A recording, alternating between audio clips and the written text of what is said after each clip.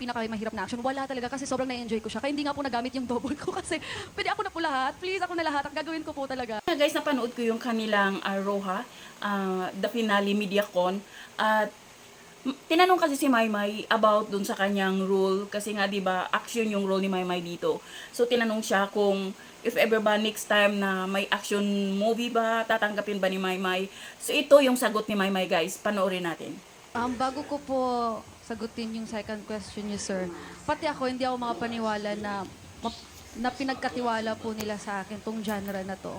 Pero matagal ko na din pong sinasabi na sobrang pinakagusto kong at pangarap ko talagang gawin ay yung action talaga po. Tas hindi naman po ako naghahangad kumbaga na, bigyan niyo po ako action ma'am, sige na ma'am. Hindi naman po.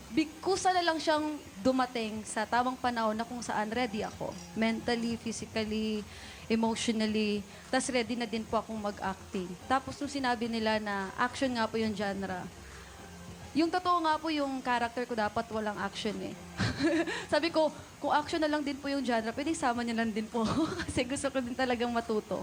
Tapos, nung nag-training na po ako ng action, super lucky na ako kasi 3 days lang po yung training ko para magawa ko yung tamang suntok.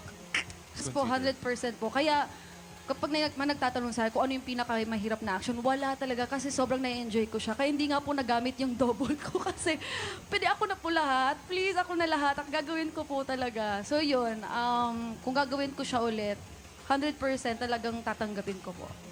Guys, sana no magkaroon pa ulit si Maymay ng isang movie or teleserye, but at the same time isang action naman kasi bagay din naman kay Maymay. So yun lang guys, thank you for watching. Bye. God bless everyone.